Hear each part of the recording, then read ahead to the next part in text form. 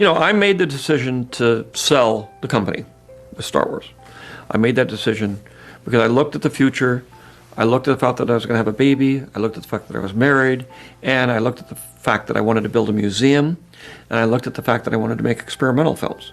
So my life was going on a different track. Bob Iger said, well, if you really want to sell it, we're very interested. So that started that ball rolling. And I had the story treatments or, outlines. We were working on scripts. So I sold it. I've tried to make movies where I step away, to sort of Empire and Return of the Jedi. Right. And after about a couple of weeks, I knew I couldn't do that. I had to stand over the shoulder of the director, help him, whisper in his ear constantly, no, do this, do that, and be there to help guide it. And it was much harder than if I had just directed it myself. Disney, who was a little nervous, I said all I wanted to do was tell a story of what happened.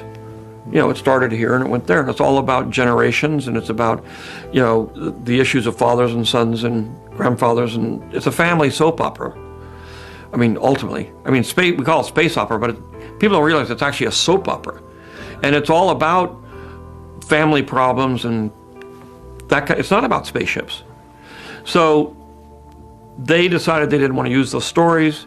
They decided they were going to go do their own thing, and so I decided, fine, but basically I'm not going to try to, they weren't that keen to have me involved anyway, but at the same time I said, I'm not going to, if I get in there, I'm just going to cause trouble, because they're not going to do what I want them to do. So, and I don't have the control to do that anymore, and all I would do is muck everything up.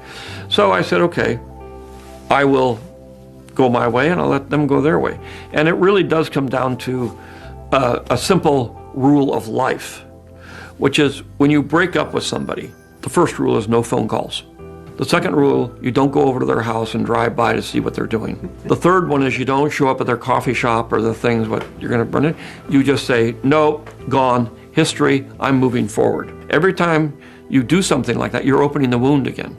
And it just makes it harder for you. You have to put it behind you, and it's a very, very, very hard thing to do. But you have to just cut it off and say, okay, end the ball game. I got to move on.